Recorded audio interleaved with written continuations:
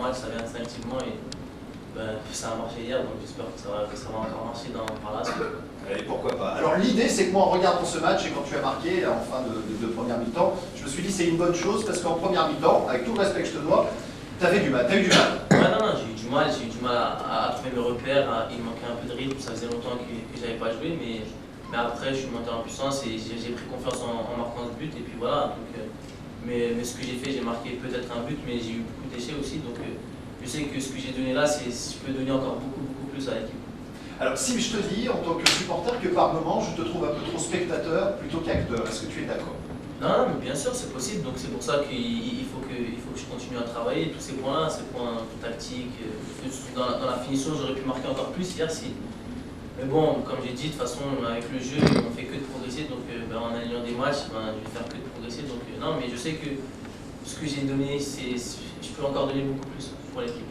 Est-ce que tu n'as pas l'impression finalement que tu es tellement un joueur instinctif, tu pues le ballon, tu aimes ça se voit, ça se ressent, que finalement presque ça te pénalise au bout du compte?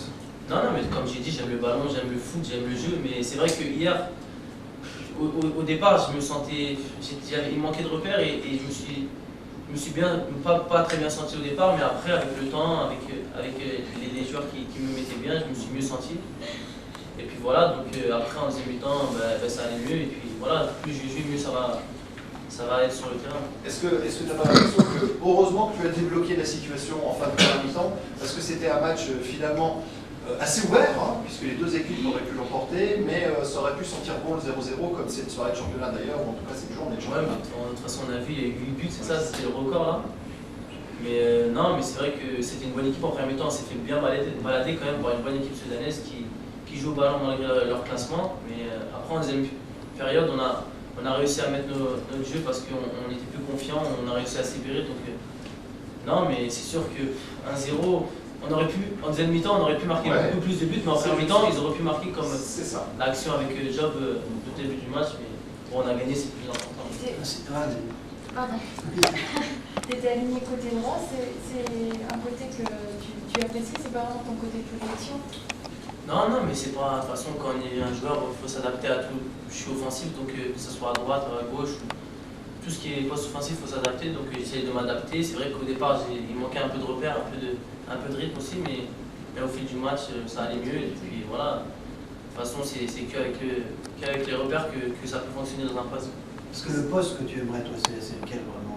Moi, mon poste de prédilection, c'est deuxième derrière l'attaquant, mais on ne joue pas avec cette composition. Mais sinon, à droite ou à gauche, j'aime bien percuter les défenses. Il y a même un moment. Là, c'est une prise de conscience j'ai eu une prise de conscience très importante. Et comment elle vient cette prise de conscience? C'est avec le temps, c'est avec l'expérience. Le temps et l'expérience, on analyse, puis après, on dit que voilà, il faut qu'il y ait quelque chose de chance pour même si j'ai pas changé, j'ai que évolué, c'est tout. Je vais pas changer, personne ne change, on fait que d'évoluer de toute façon. Mais voilà, non, mais c'est vrai que je me sens mieux mentalement, et puis de toute façon, je travaille, et puis voilà, maintenant je sais que tous les détails comptent pour faire une grande carrière. Eh ben, on compte sur toi, on se fait aucun souci, comme on te l'a déjà dit sur ce plateau. Il est 19h passé de 8 minutes, bienvenue, vous venez d'arriver. Eh bien, c'est Atem Ben Arfa, notre invité, et ce jusqu'à 20h. Tout de suite, on va passer évidemment à un long résumé de la rencontre qui a opposé hier soir l'Olympique Lyonnais à Sedan. Il nous fallait 3 points, le boulot a été fait, ça n'a pas toujours été simple. Mais je reviendrai par rapport à ce que tu disais tout à l'heure en disant que ce match pouvait se terminer par un 0-0, je suis pas d'accord. Un match nul, je voulais dire. Non, même je pense que Lyon pouvait gagner 4 buts à 2. Parce que c'est vrai que sur la première mi-temps, il y a eu simplement 9 tirs de Sedan. C'est vrai que là, ils auraient pu faire la différence à ce moment-là.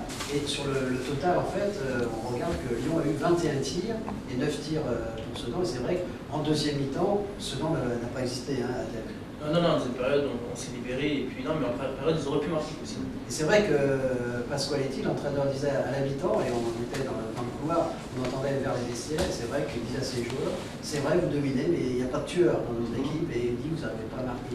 Donc, et c'est vrai qu'après, vu le déroulement de la partie, le score final aurait été 4-2, il n'y avait rien à dire. Très bien, Sergio. Un petit résumé que tu nous as concocté.